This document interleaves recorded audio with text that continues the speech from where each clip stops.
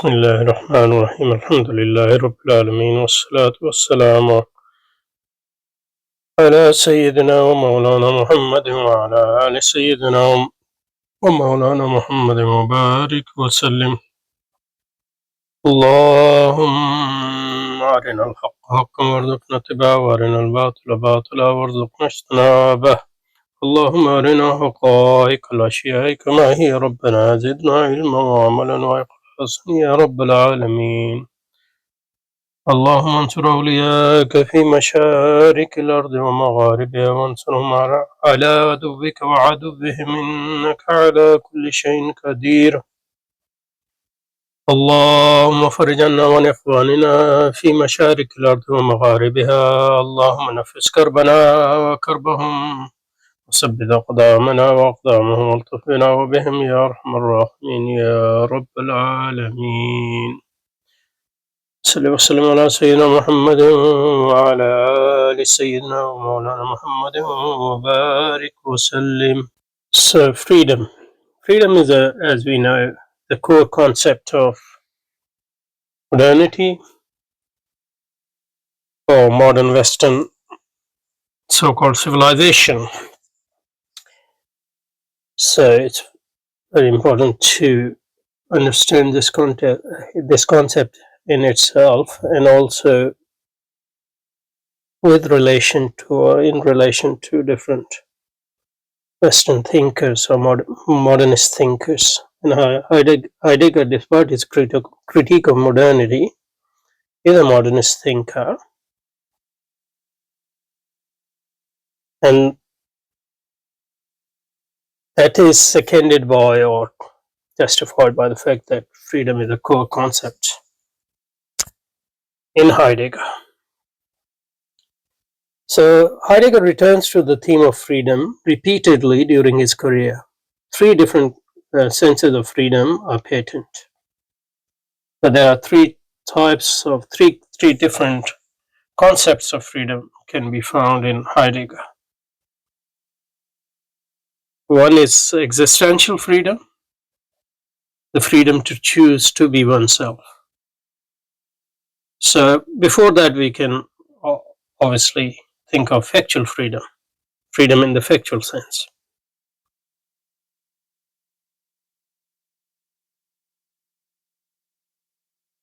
And existential freedom depends on factual freedom. So freedom choose to be oneself. So in the traditional distinction in political philosophy, for example, we divide freedom into freedom from and freedom to. This is sometimes called negative freedom, and this is sometimes also called positive freedom. So existential freedom seems like type of a form of positive freedom, but we will see. So that's first concept is that of existential freedom. The second one is transcendental freedom. What is this? Transcendental freedom as the origin of grounds. It's not clear yet. So transcendental freedom probably either the condition of the possibility of freedom, I guess, if we take it in Kantian sense. If we take the word transcendental in Kantian sense. But it should become clear when we look into it in detail. Liberating freedom, freeing humans to Dasein. So that's also a form of negative freedom. So freedom from and freedom to be. So freedom from non-Dasein forms of freedom and freedom to be Dasein, which would be. So they are presented here as separate concepts, but they seem to be overlapping. Okay, following reviews of these three senses This entry ends with a gloss of Heidegger's remarks on freedom in the history of philosophy. Okay, start. Existential freedom. Dasein has the freedom to choose, so this is a freedom of choice, to be itself. So authenticity. Um, to be authentic or inauthentic.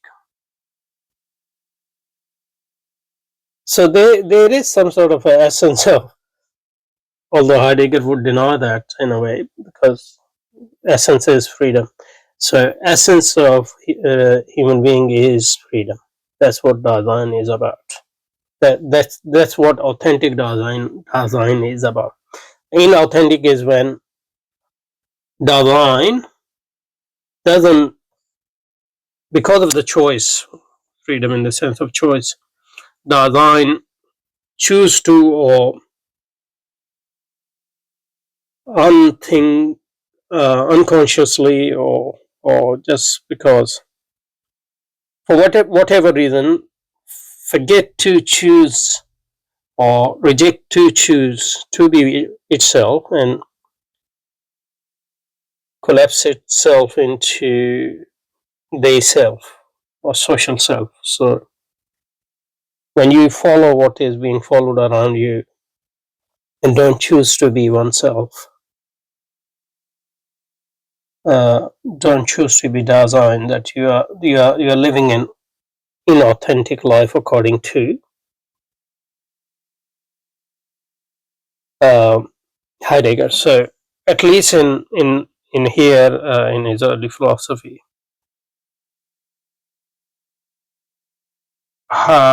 Heidegger's philosophy is highly individualistic, and he believes in that Dasein or human being has true self in a way, even if that true self is not uh, any stable concept, but true self is the self which choose freedom. So, but still, in his conception, there is a conception in his view. There is a conception of what it is to be truly human, what it is to be your own self, and that obviously influenced existentialism.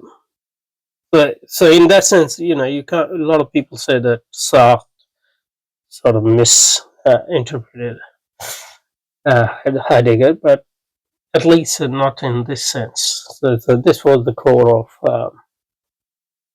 Sartre philosophy as well: to be oneself, to be free. This is specific sort of individualism based on a conception of authentic self. I think he shares with Heidegger here, or Sartre, I mean. Anyway, so Dasein has the freedom to choose to be itself, that is, to be authentic or inauthentic, so that's a choice. But what Heidegger would say that he should choose to be authentic because that's his true self.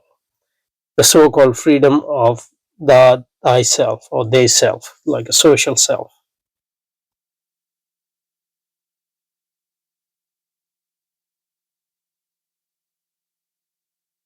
But obviously, always within the boundaries of the throwness infinitude.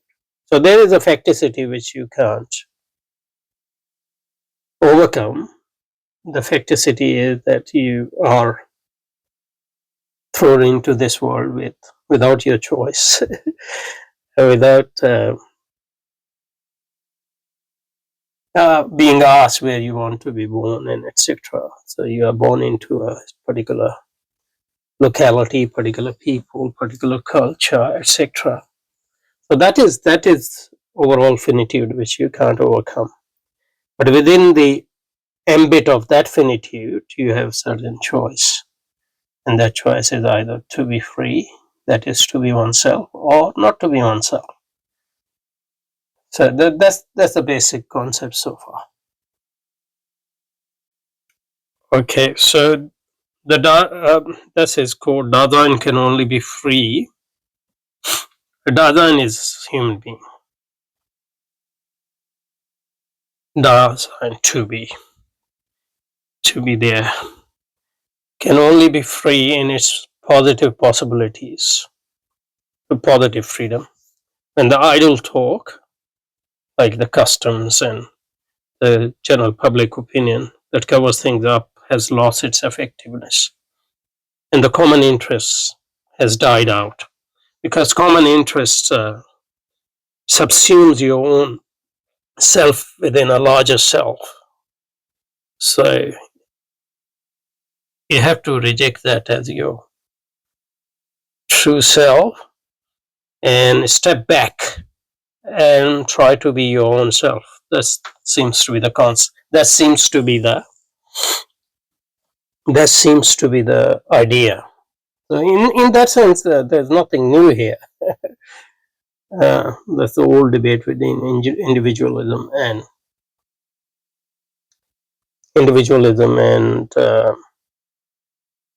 collectivism. And but obviously with a twist, so, because this is existential at the level of your whole being. Okay, in SZ, that's Sein in Sight, his basic book, that's his early masterpiece, so called. in Zeit in Sein in Sight, Sein mean being, and Sight mean time. Heidegger conceives of freedom in two ways: existential and existential. The former is the condition of the latter. Okay, Dasein has the freedom to choose itself only by being free. For this freedom and being free for it coincide with being free for the authenticity of its being as a possibility that is always already is. So a lot of words here, but the basic point is clear. That is, you have possibility to choose, then within that possibility you either choose or you don't choose. So you choose to be yourself, your true self, authentic self, realizing your potentiality, going against the grain, etc., or just being part of the they self, the social self. Just go along what everybody else is doing. Okay, so authentic self might you might in my view you end up choosing what everybody is doing, but out of conscious choice. So even then, that would be a sort of authentic existence, I would say.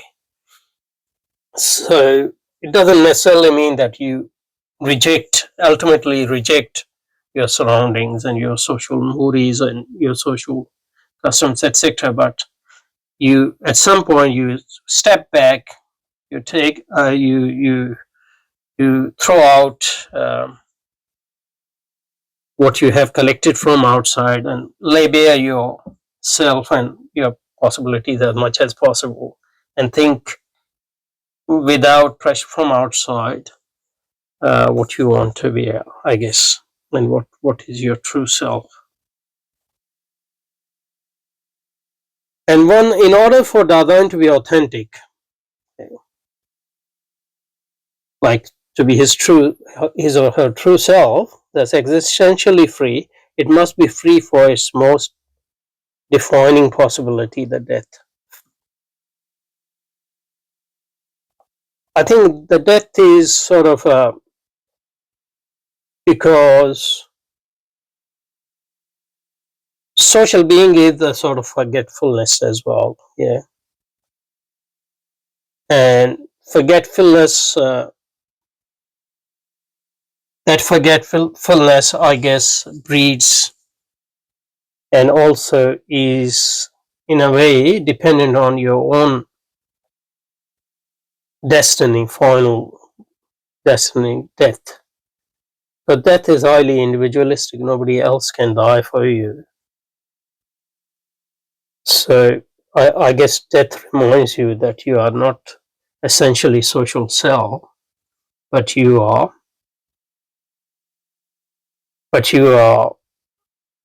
you are alone in that way. You are your individual self. You have to face the burden of your finitude and your destiny, whatever it might be, on your own. And your social self, being part of the social or they self, essentially, is premised on your um, forgetting your death. But I guess that's only, and that would only be the case if your culture or your social being is such that in, or your social existence is such that in which death is being, um, death is not central. But if you are living in a society in which death is part of your daily life, like death, remembrance of death is part of your daily life, then probably that won't be true. Uh, okay. So remembering your own death is important for remembering your loneliness, your um, being, ultimately on your own. And I guess if you realize that, then you face, and if you realize that, and if you face your loneliness in that way, then you open yourself to the possibilities. So being free for death consists in anticipating death as the possibility of the end of all possibilities. So this is not a concept, traditional concept of death, I guess.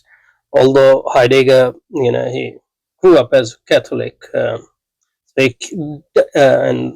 he does, when he rejected his Catholicism for Protestantism and basically modernity. But because he was raised as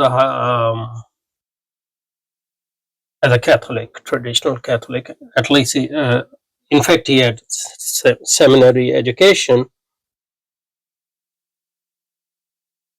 He still keeps some connection to that. So using the concept of death in a way is harking back to that tradition, his Catholic tradition, but which was dying, obviously. But he uses, in a way, or in the context of his acceptance of modernity. Anyway, so anticipating this possibility enables Dadan to be free for authentic existential possibilities. I mean, enables, not necessarily, obviously, you can still reject or you can still forget death, go back to your inauthentic self. So designed to be free for authentic existential possibility, that is to make existential freedom possible. So it's a condition of possibility, but it's just a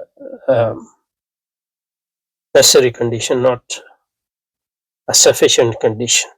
You have to still choose to face your death and face your life and its possibilities, and decide to tap into those possibilities. So being free for death, being free for its death, that is existential freedom, entails a choice on the part of us. So that's your choice on the other's part, a choice that comes with hearing the call of a conscience. And conscience is your, I guess, your call of your true self. To be resolute is to hear Daseins silent call to choose to be oneself. And to choose to be oneself is to embrace your throwness into this world, embrace your contingency, embrace your death, and ask yourself who you are or who you want to be. So he doesn't have a. I said that he believe in the essence of individual, but essence is freedom. So in that sense, is the essence is mere possibility. So when you are facing your possibilities and accepting those possibilities, then you are being your true self. So to be resolute is to hear Daseins silent call to choose to be oneself as the entity responsible for the choices it makes. So obviously, when you make choice, you are responsible for it too. So you can make a choice to be yourself, or you can make a choice to go back to your they self. But that's you're responsible for that choice. Responsible to yourself, I guess. For the choices it makes, but funny thing is,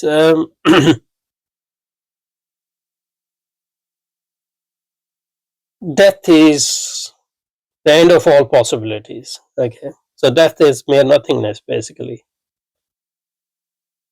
The death has a possibility of the end of all ones. So basically, you're saying, you have a limited life. After that, you will go back to nothing. So, and in this limited life, you have possible potential. Why don't you, you know, tap that potential and try to be yourself? But why? I mean, you can you you can choose to you can choose to not choose, in a sense that you say, I mean, that's a choice as well, but you can easily say to yourself, if I have to die and the death is the end of it, so what's the point of all this? And you go back to your day self, or even choose yourself, but you realize that yourself is just there's no point in their life. That might be your choice. To be resolute is to hear for the Adhan's silent call to choose to be oneself. And that's why I think Sark was in Heidegger's footstep and more consistent when he talks about absurdity and nausea and all those conditions which are your destiny if you choose to be yourself in this particular sense. So the other silent call to choose to be oneself as the entity responsible for the choice it makes, not the abstract, but in terms of its factual possibility that it projects. Resoluteness is accordingly the existential choosing of the choice to be oneself. So if you choose to be yourself wholeheartedly in this sense, then that's an authentic choice. But why other choices are inauthentic? I mean, it's not clear. For example, you if you realize that death is the end of all possibility, that might lead you to several other options. Why there should be an option to try to live a fully conscious, authentic life, for example. Having itself chosen the world, more precisely for the sake of which war, vorum villain, that underlies meaningful involvement with what it encounters and uses. Resolute Dasein is a free for it. So authentic Dasein is really free. So you have a meaningful involvement in the world then, because you think that you are living your life. You're living your life as if this is the only life and there won't be any other life and after that. So you live a fully conscious, resolute life, meaningful life, trying to live an authentic life, a life which consists in realizing your potential. And your potential is freedom. But freedom which is, I mean, it's an absurd sort of freedom, because freedom, this sort of freedom, however you glamorize it, um, is surrounded by facticity from both sides, because you're thrown into this world, so that you have no choice of, and you are going to go back to nothingness, and you'd have no choice about that either. So, um, should we stop or keep going? I think let's stop here. We'll continue from here, inshallah, next time. Subhanakallahumma wa bihamdika, nashhadu an la ilaha illa anta, nastaghfiruka wa natubu ilayk. Wa sallallahu wa sallam ala sayyidina Mawlana Muhammad wa ala alihi wa ashabihi wa zurriyyatihi ajma'in bi rahmatika ya arhamar rahimin.